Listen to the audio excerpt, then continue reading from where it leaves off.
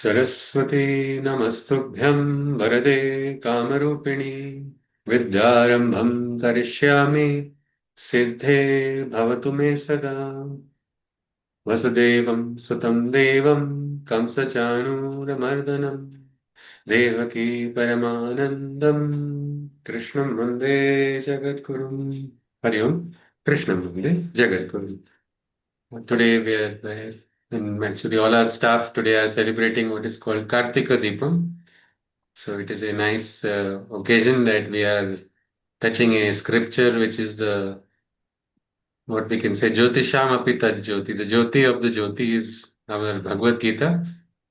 So we will look at it. We will try as much as we can to cover all the shlokas of the Gita. Every week we will be meeting on Wednesday. As usual, the reference book is the Rhythm of Krishna Bhagavad Gita. If anybody wishes, you can have any other version with you. So we are all aware of the Gita. Maybe just a short, maybe a few lines of introduction. Why is Gita so important to us? Anybody? Can someone just share something? Yes. It's a guiding light in every life. The Bhagavad Gita is guiding light in daily life. Also, it is the base of understanding everything that is connected to Sanatana Dharma and Hinduism. Usha Maji is saying something? Yes, please. Yes, Maji. No, no. No, all right, fine. Dhananjay ji, were you adding something, sir, about the Gita? So I was saying that it's a Jivan Sar. The Sar of the Jiva, how to live life. Correct. And we are talking about the light. But is this book useful in the moments of darkness of our Yes, life? yes, Isn't it? certainly. And it begins with the darkness of our hero Arjuna, who is the best example of a human being, a good Correct. human being, a good human being with good ethics, good morals, a good mind, a strong sense of what is his moral conduct. And yet, we more often than not, we see people who are standing by certain ideals. They face the greatest challenges. And here Arjuna has faced the greatest dilemma of his life. He is facing his own gurus, he's facing his other brothers, he's facing all of them on the other side of the field. And he does not understand what is it, what is my purpose, what is the meaning. Everything is lost, and that is where the Bhagavad Gita begins in the battlefield. As we are well aware of the Gita, let us try to start without any delay. If we see the Bhagavad Gita's first Adhyay, this Adhyay is basically the grief of Arjuna. It is describing how Arjuna entered into the state of sorrow. If you look at it, there are 46 shlokas in this Adhyay. The If you look at the important parts of this particular Adhyay, if you see there are verses 3 to 24, which are introducing the Pandavas and the Kauravas who have assembled in the battlefield. We are not in that battlefield, so maybe we may not be very interested in who all are present in that battlefield. It is very important in the context of Mahabharata, and in Arjuna's context also it is very important. But we may not look into details of who are present. Then in the Shloka 25, we see Krishna for the first time uttering something to Arjuna. Many people say Bhagavad Gita's real beginning is in the second Adhyaya where Krishna starts. But here Krishna has subtly started the Gita by pointing Arjuna where his opponents are, who are his opponents, and that really brings about a transformation. So that is an important shloka, shloka number 25, where we can even call them the first words of Krishna in this shloka. And then if you look at shlokas 26 to 46, that is the real fall of Arjuna. It is the fall of Arjuna into depression. How did depression enter into Arjuna? That is something we can see in this adhyay. So without any delay, let us look at the first three shlokas, and then we will have a quick summary of the remaining shlokas.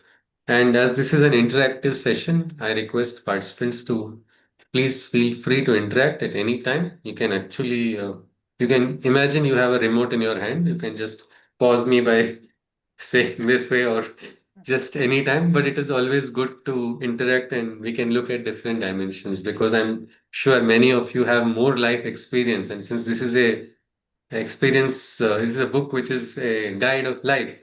We can all learn from each other. So let us have a fun journey into this beautiful scripture. Let us begin the Prathamodhyaya.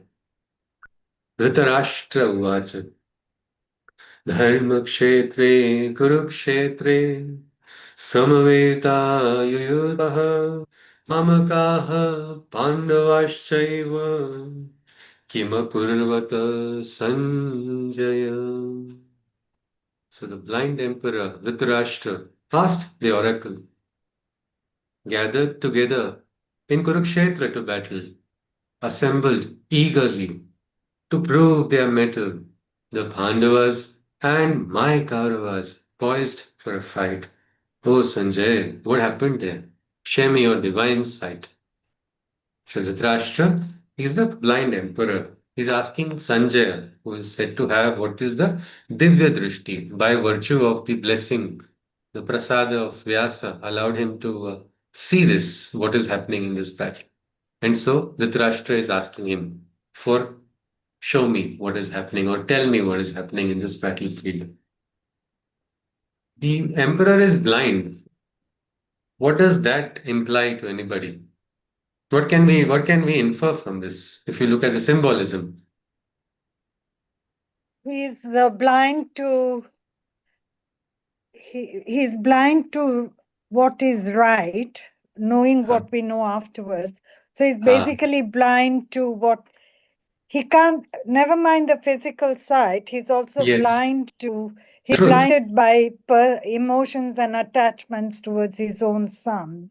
So he doesn't Absolutely. know right from wrong.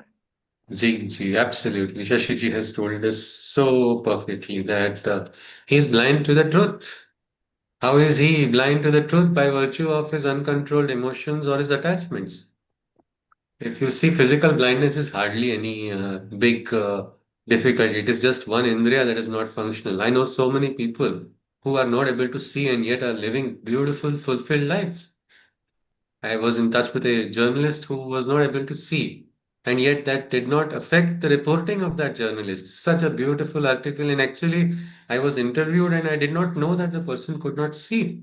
When I read the article, I was so happy. I said, "You have picturized very well." And then I understood that the artist, actually, the journalist could not because it was a telephonic conversation. I was asked so many questions. Describe your ambience. What is there around? Tell me something more. And I was so very much surprised afterwards. And that did not anyway stop in any activity. So the blindness of the physical is many have limitations, isn't it? All of us have different limitations in our indriyas, in our mana. There are so many such factors inside. That is not the real blindness. Here, the blindness is described as a symbolic aspect of blindness to the truth. Here is an emperor. Now, when the Raja or when the head is blind, what is going to happen to the Praja? A blind leader will lead whom? Only And where will the himself. blind leader lead? Yes, Shashiji. I said only himself. Only himself, and if he is leading other people like goats or sheep, it is going to all these sheep are going to be directly led into traps because the leader cannot see.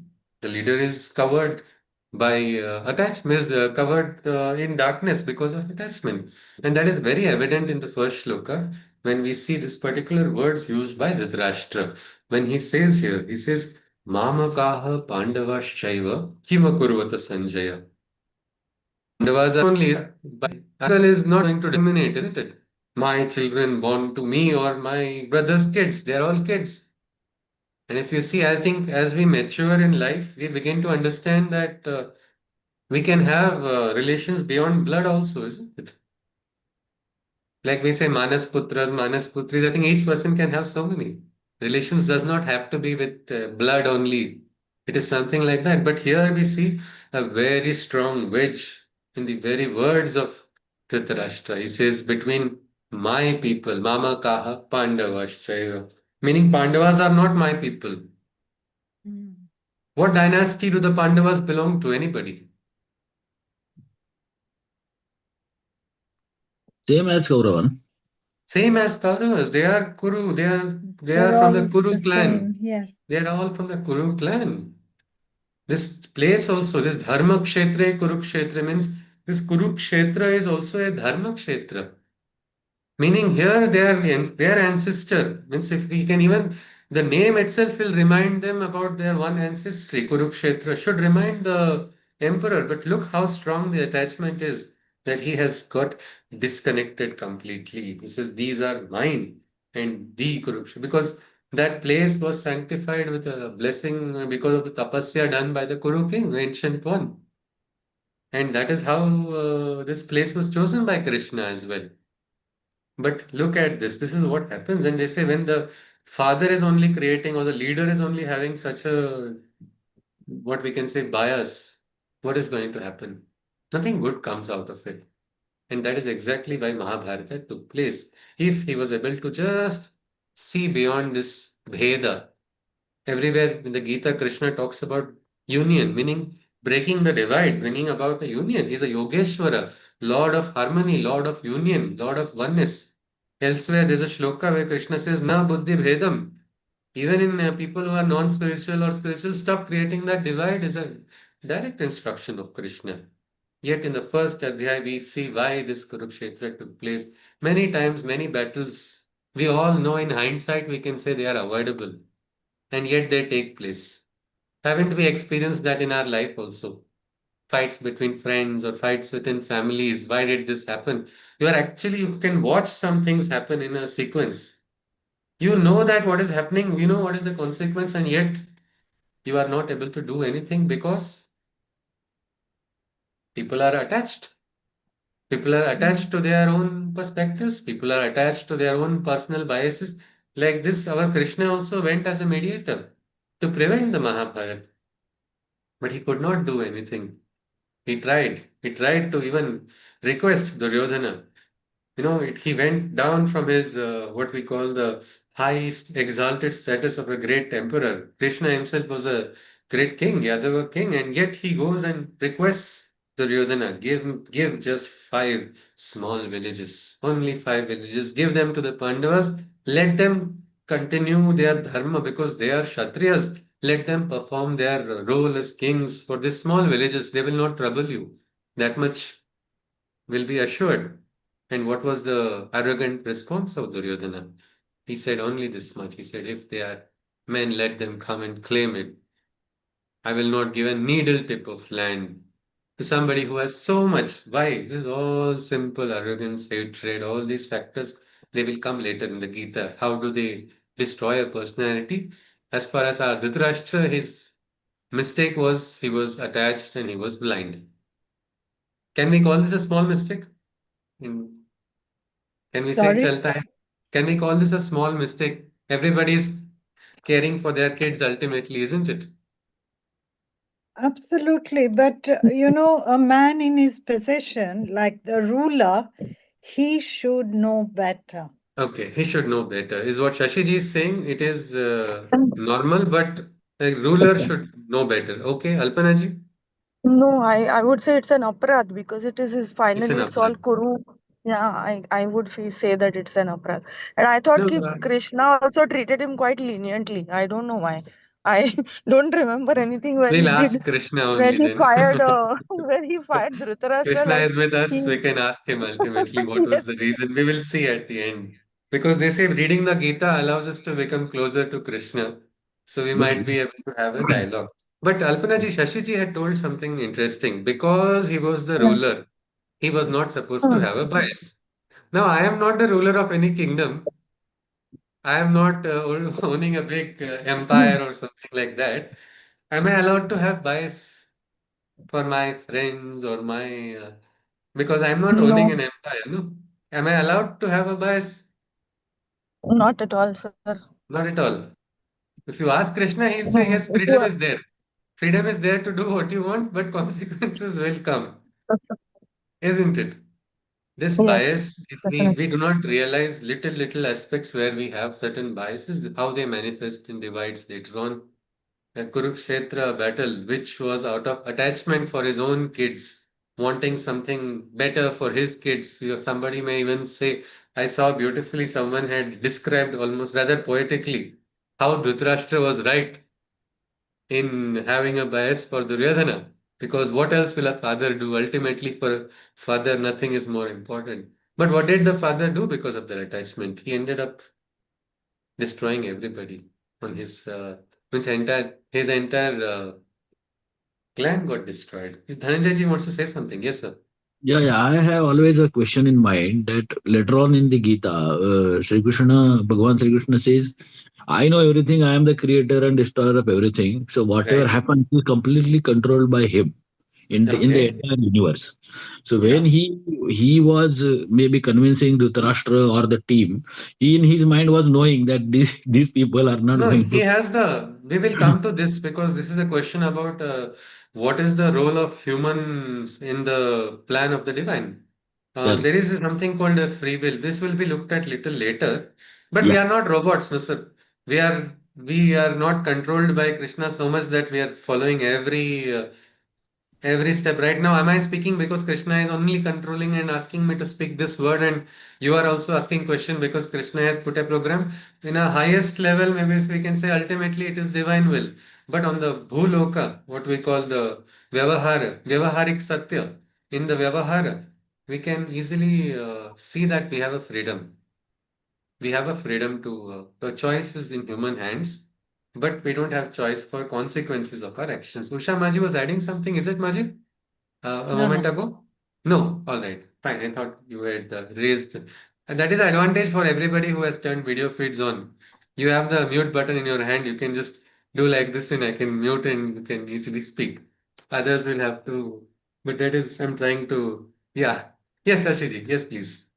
I just wanted to say to what Mr. Kulkarni ji said Yeah. about the question that he has, Yes. that he's the one who does, who's doing the good and the bad, if you'll pardon me using those Yeah. words, that, but the way I look at it is that he does these things to bring out Yeah. the best in us, Mm. and I, I personally think that the ultimate decision he leaves to us. Like there are two ways: either you go left or you go right, yes or Yeah. no, whichever way, and he won't know what We are the doing.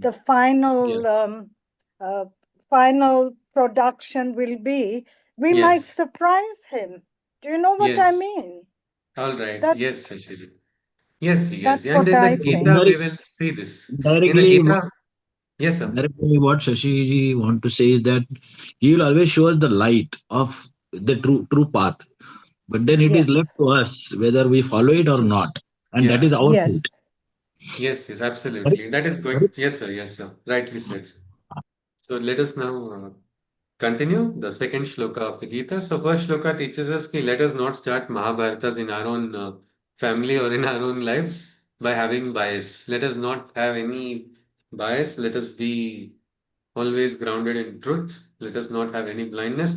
Let us be sincere in holding on to the feet of the divine for our directions at every point. Let us continue. Sanjaya Uvacha दृष्ट्वा तु पाण्डवानीकं व्यूढं दुर्योधनस्तदा आचार्यमपसङ्गम्य राजा वचनमाब्रवीत्. Sanjay replied, seeing the Pandavas' army approaching, King Duryodhana then began speaking. His teacher's attention he sought to invoke to Dronacharya. The following words he spoke. So there is now King Duryodhana in all his glory is now going to be speaking something to his guru, Dronacharya, because the Pandavas' army is approaching. Some may wonder why are they not attacking? Anybody? If you're seeing the So, army of the opponents, come. Yes, please. sorry, I didn't catch your Why is last nobody sentence. attacking? The army of the Pandavas is approaching. Duryodhana is watching it like he's watching some movie. Or why is he not attacking? Maybe because it was a Dharma Yuddha. Absolutely. That time was a Dharma Yuddha, meaning there were certain strict rules of battle. And there was a rule of who will find the opponents, because later on we'll see Arjuna wanting to see his opponent and select his opponent for the day. A foot soldier would fight a foot soldier, a charioteer would fight a charioteer. There were positions also. There were Rathis, there were Maharathis, there were Atirathis. Different, each one had, some of them, these ones had their own flag. Arjuna had a special one. It was called Kapit Dhwaja. Though they are all under the same one, each one had their specialization, and in this Dharma Yuddha, they had different formations for battle. So these assembly of so many soldiers in lakhs, they would assemble in different positions, which were according to strategy, and then the battle would start. Why this was asked? Because many people wonder why is it that the Gita is told in the battlefield and nobody is attacking anyone. It is technically only the Shankhanad had taken place. No arrows had been fired. And someone would say, how can 18 chapters be spoken in the Bhagavad Gita? I think many of us may have planned, sometimes, at least in some homes, where they plan very elaborate weddings. In registered weddings, no planning is done, suddenly they take place. But in the elaborate ones, lots of relatives have to be ferried from different cities, their accommodation, where they have to stay. And all these planning charcha goes on for, several hours for just movement of maybe 500 relatives. It takes hours. Here you have lakhs of soldiers, each of them have to decide where each person has to be placed.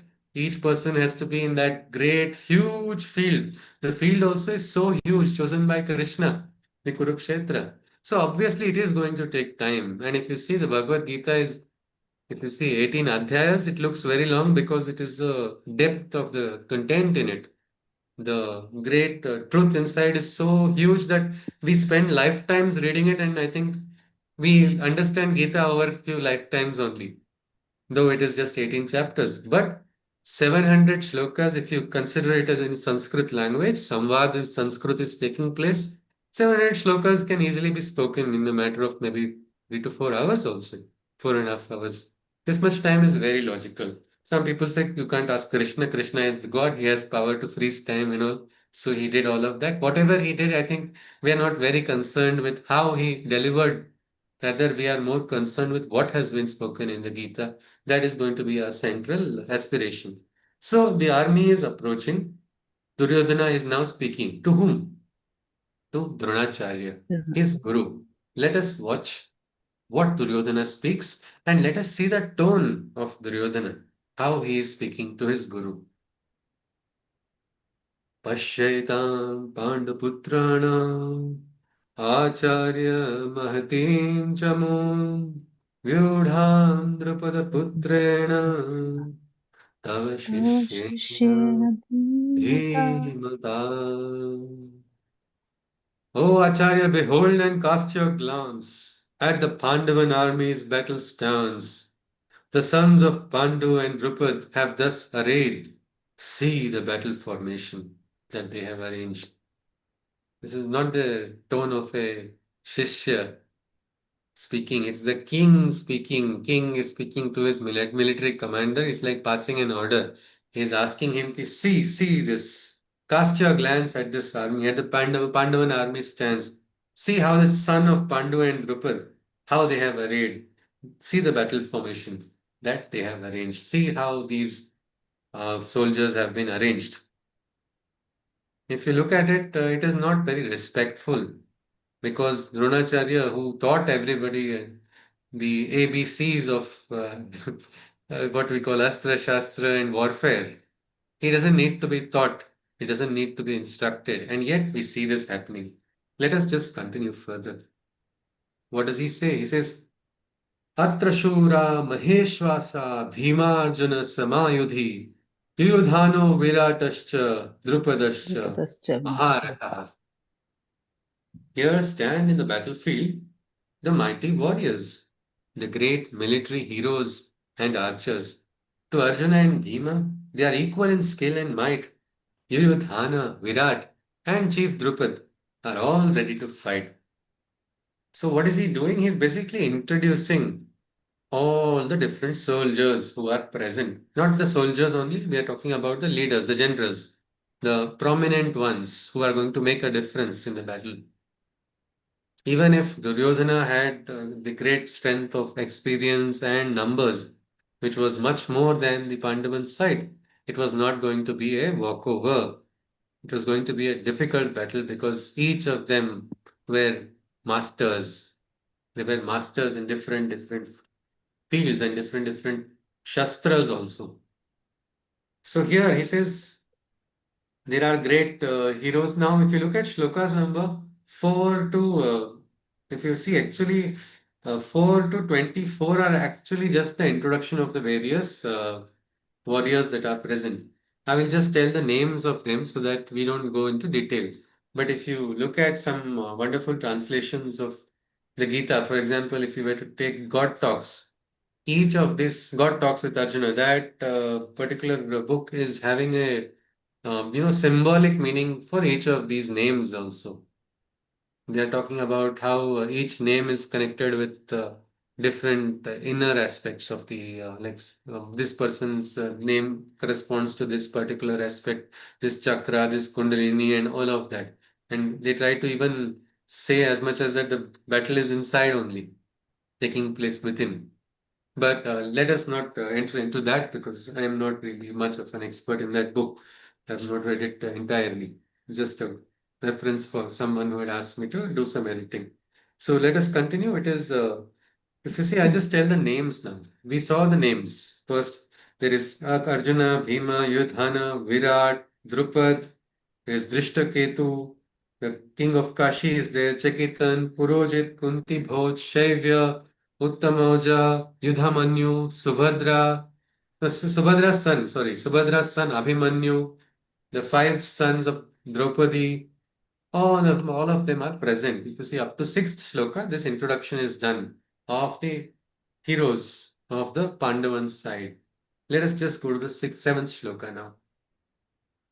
अस्माकं तु विशिष्टाये तानि बोध द्विजोत्तम नायका मम सैन्यस्य संज्ञार्थं तानि ब्रवीमि ते. O best amongst Brahmins, let me now confide and introduce the great warriors standing on our side, the prominent amongst the generals and leaders who stand ground to lead our armed warriors. So Duryodhana is now telling uh, his guru Dronacharya, let me now say. He uses the very interesting word. He says Dvijottama. In English, we can call it best amongst Brahmins. But this Brahmin is not the caste of, it is not what we call Jati. Dvija is Dvijottama is the best amongst the Dvija. Dvija is the twice born. Now, how can anybody be twice born? Once you are born, then you have to die. But how will somebody be born again? Anybody? Yes, Maybe, Ashiji? maybe he's a Brahman, then he becomes a warrior as well. That is a new birth. Okay. Means who is the Brahman then, Shashiji? The one who is born I as a was going Brahman? to ask you that. Okay. Yeah, so actually, if you look at in the Gita, many people have misinterpreted and tried to say that the Gita is trying to promote that Brahmins are greater and other Varnas are lesser. But if you see the Gita, especially the 18th Adhyay, Krishna has beautifully described that this is not it. But the meaning here is the second birth. Second birth, people say, happens when people wear the Janevu. So that way, people can say only Brahmins are having the virtue of being called having a second birth. Tasma. But really, in our life, when does the second birth take place? When we meet our guru or when the opening of our life, spiritual opening takes place, that is a true birth. That is a second Rebirth, birth, means the yeah. life of a person may go in a particular direction, but with that touch, they say, as Sri Aurobindo says, all is possible when the God touch is there. So anybody who is having that opening of the opening has taken place is considered to be a having the second birth. The Adhyatmic Arambha of life is actually a new one. And there is no age for this. It can be very early. Look at a young Adi Shankaracharya. He had gone in search of his guru in the Himalayas. But he was already awakened only when he was asked, "Who are you?" He says, Name mrityu shanka, name jati bheda, pita naiva me naiva mata na janma, na bandhur na mitram, gurur naiva shishya, chidananda rupa, shivoham, shivoham. A young boy says this. Normally, who are you? Why are you saying all of this? What is this age of yours? Nobody asked that to him. Why? Because age is not a factor. As Kalidasa says, Dharma vruddheshu vayana samikshate. Age is not a factor for those who have advanced on the path. So here at a young age, his awakening was there, but again the awakening took place because the one who asked the question, "Who are you?" later became his guru. He was already an awakened one. He got a great new awakening. So in life, we do get a chance. It is always there. The opening does take place.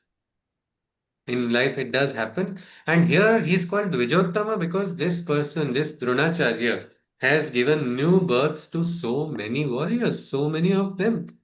So many he has taught. He's like a master. He's like a what we can say a PhD guide of so many greatest PhD candidates of the world. Something like that. That is our Dronacharya.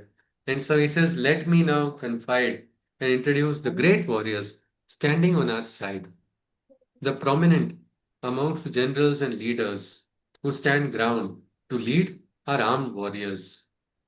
He says, "Let me now confide and tell who are standing on our side." One small question. Uh, is Dronacharya unaware who is in his side? Meaning? Huh? Yes?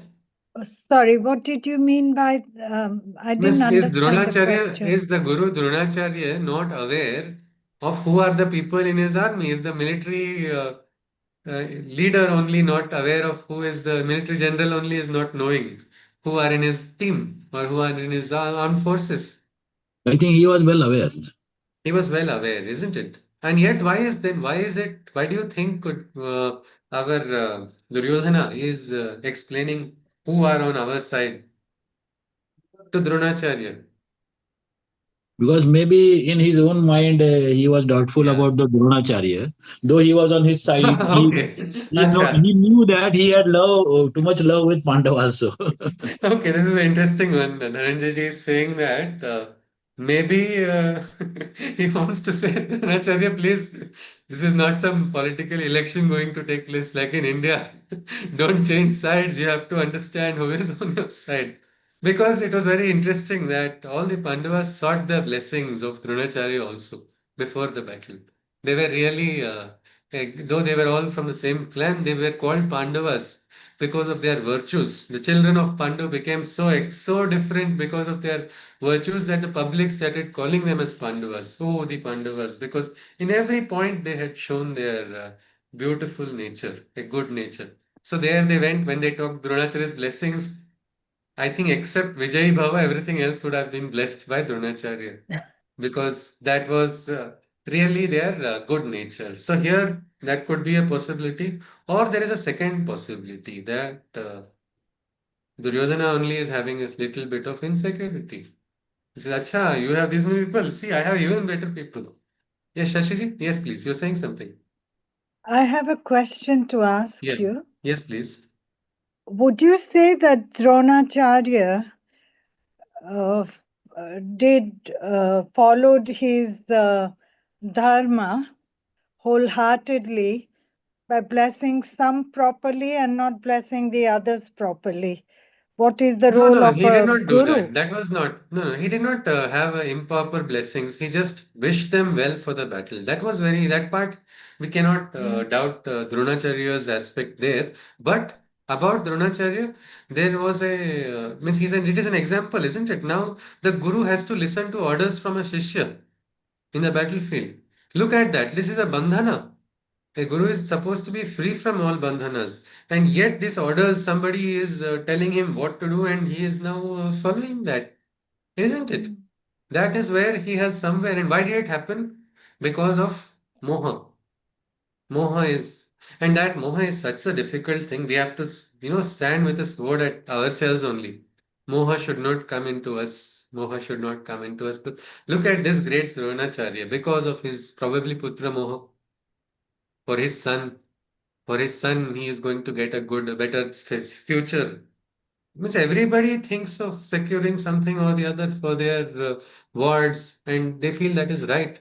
But upholding the duty is always number one, not anything else.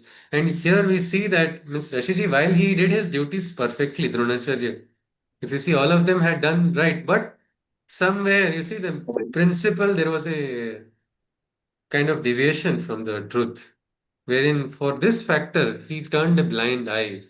So he is also in Dhritarashtra's side only. He is on the side of Dhritarashtra right now. And that is why the line is very clear. One side is the side of Krishna, another side is the side of the Ahankar, which is fighting Krishna only. They are using the weapons and strength of Krishna against him. If you see the Narayani Sena of Krishna, a beautiful choice was presented in before the both of them. Because see, Krishna, if he took part in the battle, it would have been game over on the first instant. Boss has got Sudarshan Chakra. It's like a best of the best weapons, which will have no counter. So it for the sake of parity, he said, "I will not participate."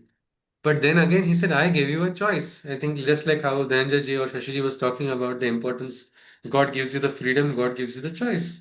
He gave a choice. He gave a choice to whom? To the Pandavas and the Kauravas. It was an equal choice. You can either take me, Krishna, or you can take my Narayani Sena. Duryodhana was the greedy one. He's like, huh, Krishna will keep giving advice. What will he do? If he is there, he is going to give one more maybe he had an anticipation that Krishna might start off another something like the Gita in his head already. Who knows? And he said, no, I don't want all this advice. I don't have time for the advice.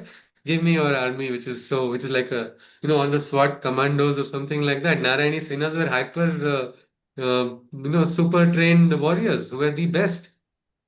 So give me the Narayani Sena. I don't need Krishna. That is the thing. But again, there was a question.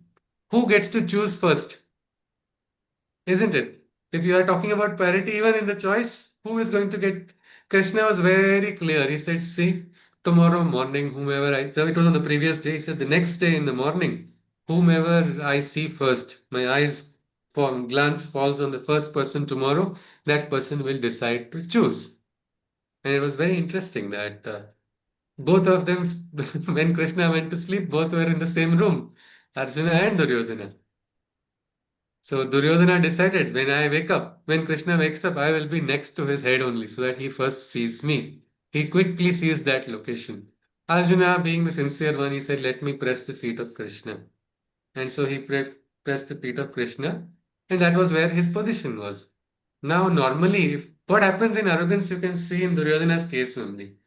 He thought because he is the closest to the head, he will be able to first, Krishna will see him.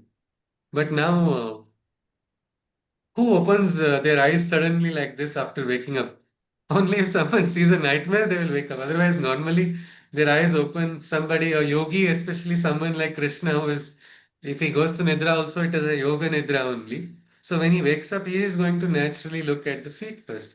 So his eyes then fell on Arjuna. Arjuna got the chance to choose. And what did Arjuna choose? He said, Krishna, I need you, your counsel. So that is how it came in so many events. We don't realize that, like I think Shashiji had only told that we get choices at every point of time. Say, even at this point of time, we may not know the significance of the choices, but the choices are presented in front of us. God has kept it in front of us. We can choose right or we can choose left, whichever way we want to go. But we have to always recognize that let us walk on Krishna's path, not arrogantly like Arjuna, and like Duryodhana, walk on the path of your own personal whims and fancies. Sometimes walking on the right path is very difficult also, and yet it has to be taken because that is what is sadhana as well.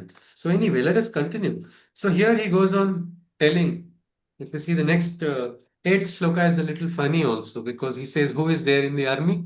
He says, you are there. That is probably what Dhananjay ji also told. He was a little bit worried that Dronacharya doesn't change his party midway in the battle. He says, Bhavan Bhishmascha Karnascha Kripascha Samitinjayaha Ashwathama Vikarnascha Saumadattis Tathaivacha.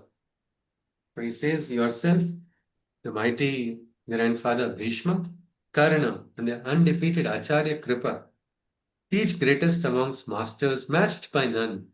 Also are Ashwathama, Vikarna, and Somadatta's son. So again, various characters. We are not going to be too involved with it, but we can understand that there is.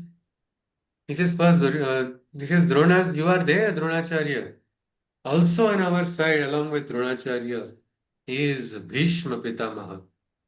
There is Karna also. Then there is Kripacharya, who is a juggernaut, who has not been defeated at all. And there is also Ashwathama, there is Vikarna, the son of Somadatta, and all of them. And the next shloka, let us go there. He says, Anyecha Bhavaha Shura Madarthe Tyakta Jivitaha Nana Shastra Praharanaha Sarve Yuddha Visharadaha. Many other great ones have come to partake, sacrificing their lives to battle for my sake. The advanced specialist of all forms of weapons have come to battle, all of them victors and veterans. In a way, he predicted something like Nostradamus right now. He said, they have all come to sacrifice their lives for me. Duryodhana has said that all of them have come to die for him. But was it true? Did everybody come out of the simple goodwill for dear Duryodhana? No, no. No. Okay, why not then? Why have they all come if not for the goodwill of Duryodhana only? They are this one for Personal agendas. not personal agenda. Huh. Each of them Uh, had something, isn't it? Pitama Bhishma had a personal agenda of my prana. I have taken the vow. I have to uphold the vow of personal vows, isn't it? For Pitama Bhishma. Same was the case of Dronacharya. He had his personal aspects for his son. Karna had his own, I want my personal vengeance, plus I want to stand up and show I am the better. So what we see is each of them had not come directly with a goodwill because Duryodhana did not generate that much goodwill by his life and his actions. He had not, but he had the power, he had the strength. And everybody, for some, this is what happens many times when we are driven by attachments, we automatically go into that trap. This was a trap which was a trap for all the others who are supposedly the great teachers also. They should not have fallen in this. If you see Pitama Bhishma, if he has taken the pratignya of serving the throne, and if what is the meaning of service of throne, if you look at it in the spirit, appointing a good ruler, isn't it? That It is the is one. upholding dharma. I mean, when you Yes, appoint a good ruler, it is like you are keeping the governance in place, yes, yes, yes. the But good here, what governance was in he place. doing? Was Duryodhana the good ruler who was going to serve the praja? No. No, no, it was no. not coming from a good place at all. It was coming from a lot of Yeah, pride, and yeah, it He was a was pride he man. was ego. just serving the throne and not bothered about who is actually sitting on the Yeah, throne and calling the shots, frankly. yes, yes. And you see, And this somewhere is, Krishna yeah. finally says now that if you three people had never sided with Duryodhan, so Mahabharat would not have happened. But Yeah, Gandhari still blames actually, him only, finally. yes, yes, yes. This is the duty of the elders not to get swayed like that, isn't it? They are Yes. supposed to be the margadarshaks. They cannot, this cannot happen. But it does happen. Why is it? It is that is why Gita is important for us. Sometimes we learn what to do. Everything what to do is taught in the Gita, but Mahabharata is the best teacher of what not to do. It's also sometimes it also tells Hmm. you that you we older. I mean, I don't know. Maybe कभी कभी मुझे लगता है सिर्फ बड़े लोग जरूरी नहीं है कि वो in the highest interest सोच रहे हों, and we can actually Because look at हाँ. because of the human nature, isn't it? This Yes, is the yes, that's nature. all. That is the aspect. Instead of We don't need to paint anybody in any light. Only we must understand that we should not get swayed by moha of any sort. No sort of moha. Otherwise, we will become registered party members of Dhritarashtra's party. That is what is going to happen in our life if we allow ourselves to get into some type of moha, whatever reasons, for any matter then whatsoever. So let us continue. Anyway, so here he says that. Then he goes on. He says, अपर्याप्तं तदस्माकं बलं भीष्माभिरक्षितं पर्याप्तं त्विदमेतेषां बलं भीमाभिरक्षितम्. With Bhishma as guardian, our army is unmatchable, fearless in combat, and looks highly unbeatable. As against the army that Bhima has guarded, his side appears less formidable and limited. Again, he makes a funny mistake. One side he has told that Bhishma has no comparison, and then he ends up comparing Bhishma with Bhima. He says, see, Bhishma is so powerful. He has, because Bhishma is like the sun, isn't it? Can you compare anything with, if you compare a lamp post with the sun, can you make such a comparison in light's radiance? It's nothing. It's absolutely nothing. So nobody will even make a comparison in front of this light and that light. But look at our Duryodhana and his insecurity to prove his opponents as weak and hopeless. He says, look at Bhima's army, how limited it is in comparison to our army of Bhishma. So first mistake is here. Another mistake we see in the next shloka. Let us look at it. Ayaneshu cha sarveshu yatha bhagam avasthitaha Bhishmameva virakshantu bhavantaha sarva eva hi. Look at what he has done now. This is one of the big flaws in the strategy. This was another unnecessary mistake done out of arrogance. This is what they call. They say, you must have heard of this phrase, Vinasha Kale Viparita Buddhi. Viparit buddhi. So this is what is happening. You have everything. Nothing is wrong here. He could have just shut up. Sometimes it is that. That is the problem. People don't know when to keep quiet. Sometimes it is obvious. Sometimes some political leaders would have had a great career if they had just not spoken. They could have just been noni babas and their party would keep winning. But they go on speaking again and again. It's like, I will not take any names, but this is the entire story. Here you see what has he done. One side, Bhishma is so powerful that he is unstoppable and unbeatable. And now look at this shloka. What is he asking all his generals to do? He's asking the generals to focus their energies on protecting Protecting. Bhishma. He says, and thus and so to all of you I thus request and ask to perform this singular and important task. Stand your ground during battle and protect the Reverend Bhishma, whom we so respect. He says, only one task for all of you. What is it? He says, protect Bhishma. We respect him so much, so you have to protect him and stand ground. Stand ground is the instruction given, means you do that. Even if you have to die, you have to keep doing the same thing only. He's asking them, and he has made his strategy only a little bit. A great vulnerability has been established here. An opening has been given to the opponents who had otherwise they would have been completely just destroyed. But now everybody, since they are all bound, isn't it? They have to listen. Look at even Guru Dronacharya cannot advise him and say this is not right. He has to obey right now. He has to obey what his king is ordering him. Bhishma also doesn't have a choice in saying, hey, I don't need anybody around me for protection. He can't say that. Everybody have now convinced that this is the way it has to be done. So he says, sir, protect them all and stand ground. No matter what happens, Bhishma is our backbone. Nothing should happen to him. That is his order and instruction. Then comes the beginning of the Shankhanad.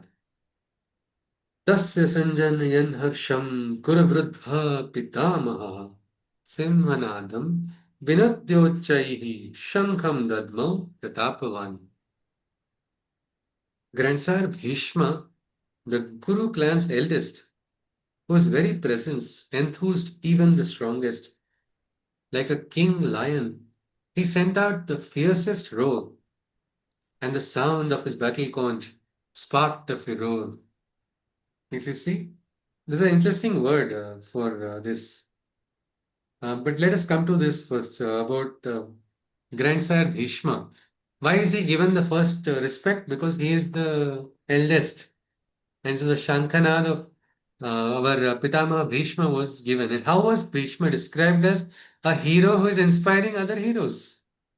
Meaning other heroes would feel stronger in his company. That was his aura. I think some people we know in life, isn't it? They have magnetic personalities. You go to that person and you suddenly feel, oh, I'm feeling fresh, I'm feeling powerful, I'm feeling more, you know, revitalized. Something of that sort.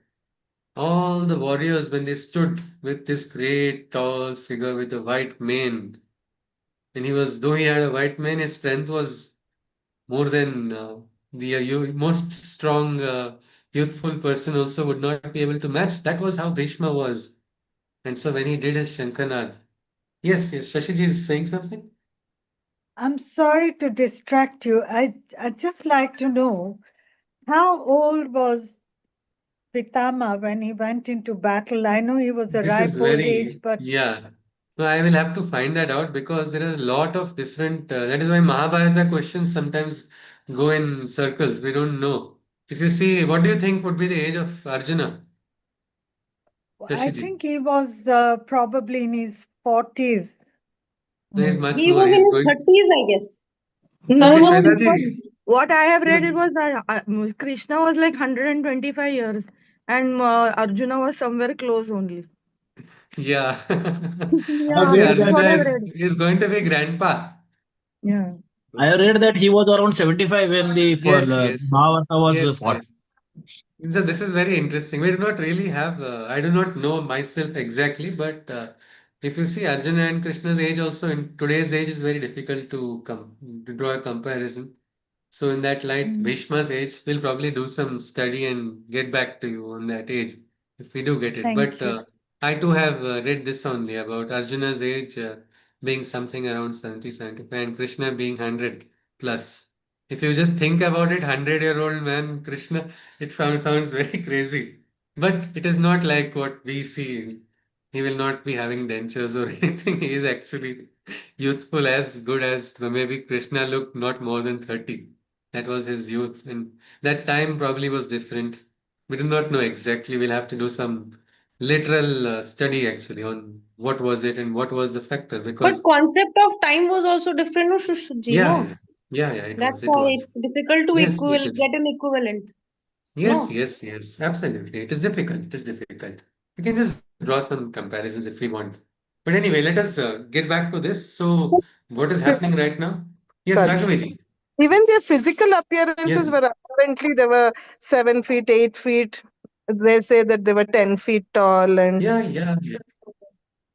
Yes. They were physically much more stronger than what we are today. And if you see the entire aspect of that is why Mahabharata, it is very difficult to do the full exact analysis without studying all of it. My area, I would say, is only 700 shlokas of the Gita. This aspect is out of syllabus for me, unfortunately. I have not done a full detailed analysis of what is the exact age. But this is something which is worth exploring also to get a good factor. Let us continue. Here, grandsire Bhishma, the Kuru clan's eldest, whose very presence enthused even the strongest, like a king lion, he sent out the fiercest roar, and the sound of his battle conch sparked the furor. And ततः शङ्खाश्च भैर्यश्च प्रणवानकगोमुखाः सहसैवाभ्य हन्यन्त सशब्दस्तुमुलोऽभवत्. What happened? The tumult spread around everywhere. That was the sound because what happened after the signal of the great Bhishma? Everybody started the Shankanad. Next echoed conches, cymbals, and kodo drums, and all the horns, trumpets, and kettle drums, all at once, in a singular, cohesive sound, and their noise proliferated, a tumult around. So this tumult shabda in Sanskrit, can anybody translate? Can you Sorry, I translate didn't from catch English to that. Sanskrit? Can you translate from English to Sanskrit the word tumult? Tumult. Kolahal. I mean, I don't know Sanskrit, but Chaos. chaos. Kolahal is Kohal, chaos. kolahal. Kolahal in Kolahal Sanskrit. is chaos. Okay, but Sanskrit word is tumul. Ah, Oh, tumul. well, Yeah, why am I correct. It's not just the same. surprised? Yes, yes. Yes, yes, It is yes. a lot of we can say English words have got roots from Sanskrit. This might be very well one of them. We don't know, but definitely Sanskrit language predates English, and this is a great example of a word having a similar meaning. If you see Sanskrit word is tumul, tumulo bhavat in this shloka, last word. It it in the book, in your book. Yes, So ji? beautiful. And so beautifully you retained it in your Fun. books, sir, Ji. at the That was exact. fun to see that when I first came across it was something very interesting. Yes, ji. So the noise has What? proliferated this tumult. Yes, ji? Sorry, may I just say something?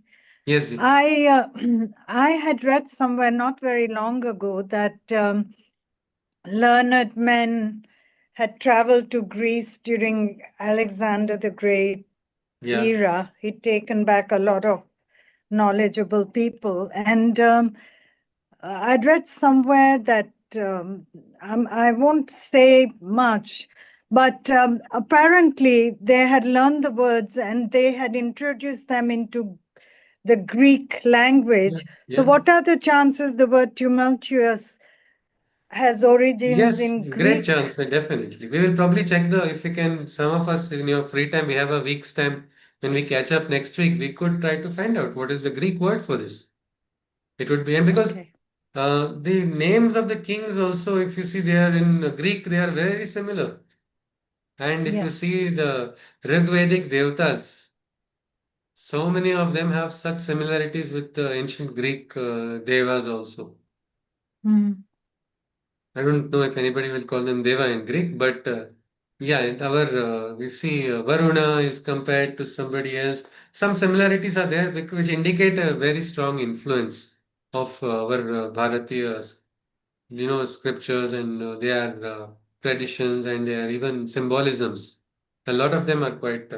Sri Aurobindo has done very nicely in Secret of Veda, describing so many of this. He had a great command over all of that as well, even the Greek, Latin also, Sanskrit also. It's not possible in any ordinary, in one lifetime to actually achieve all of this. But that was something which was remarkable.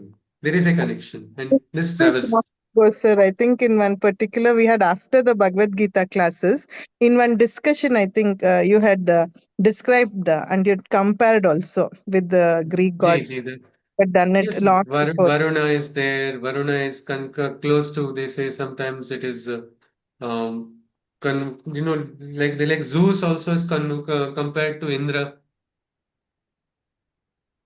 Zeus also has a thunderbolt in his hand. Our Yeah. Indra is the Lord of Thunder and has Vajra, if you see. But it is a general comparisons because the Sri Aurobindo has described Indra's symbolism, also the psychological functioning, also as a Lord of illumined mind, or there is the other dialogues where higher mind and higher consciousness can be attained, and this is the purpose. But they could have got diluted also. We do not know. It's worth. These are beautiful explorations. With what, like for example, Mother Saraswati is the river. She is the river. If it is a river, it is actually the flow of inspiration. The river of inspiration is Mother Saraswati. But like if you see in the Greeks, there is one Hippocrene, one river that is worshipped by the Greeks as a Greek poets and all. That is the river of inspiration. And if you look at it, it is a beautiful story of how the Pegasus, the winged horse, which is in the legend, it is that the winged horse was a gift from the gods for the slaying of a particular asura. So when that winged horse, wherever he touched his foot, that portion on the from that boulder, a spring of a river would flow out. It is all symbolism. The river is again the river of inspiration only. And that is why poets worship even Greek poets revere the Pegasus as a great symbolism for inspiration, just as how we do Saraswati Vandana. We revere worship. Yes, Miraji. Yes, please. The word tumultus has a Latin root. Which Panji? Yes, it's got a Latin root and it means an uproar or commotion. So Okay. tumultus is a Latin word. Okay, so this is Latin. This is a beautiful thing. It's actually etymology. We can actually get a good. Yeah, it means chaotic or turbulent. Yeah, absolutely. So it has retained it. An export from India then. Yeah. Yeah. Yes. So it is actually like that because a lot of exports have happened, but now they're getting repackaged and sold to India only at premium rates. That is a problem today. Dhyan was so freely available for us. Dhyana was easily taught freely. But that went to China, it is said. As per when I was in college, I had heard. It went to China and became Chan. From China, it went to Japan and became Zen. And from America, Zen meditation experts come and teach software engineers premium Zen meditation after paying a very premium fee. What is easily available in the backyard is now coming repackaged at premium rates. We have to probably try to take it at the source only. So that is something. But I think today the time is up. We will just look at one shloka and complete. That is the 14th shloka because in this shloka our heroes come into sight. Krishna and Arjuna. Let us just take this particular shloka and we'll call it a day. ततः श्वेतैर्हयैर्युक्ते महति स्यनन्दने स्थितौ माधवः पाण्डवश्चैव दिव्यौ शङ्खौ प्रदध्मतुः. Then, in a magnificent chariot drawn by horses white, Arjuna and Krishna came into my sight. Both sounded together their conscious divine, seated in their vehicle, splendid and fine. So now Sanjay, see, all of this is being reported by Sanjay to Dhritarashtra. So he says, then, as if Dhritarashtra was very happy hearing about the great Shankanad of his side. Suddenly Sanjay is like, we don't know Sanjay whose party he belongs to. Because in the last shloka, he reveals that he's already changed the party. In the 18th Adhyay, when we come to that, we will see. He has declared who is going to be the winner already. So let us see. Here he says, then in a magnificent chariot drawn by horses white. This chariot of Arjuna was so special. Sarathi only was so special. It was Sri Krishna himself, and the horses were also white. It was like studded with gems. And there, Krishna and Arjuna, they came, and then he said the Shankhanad of the Pandavan side began with Krishna and Arjuna blowing their conches as they were seated in their vehicle.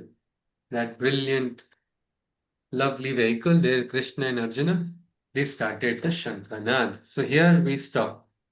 Today we will continue the next Wednesday again. We try to continue from shloka number 15 onwards. The first Adhyay has a lot of what we can say introductions about various warriors, and then the Gita enters into it. Then it is like each shloka is so precious, we can't really fast forward through any shloka afterwards.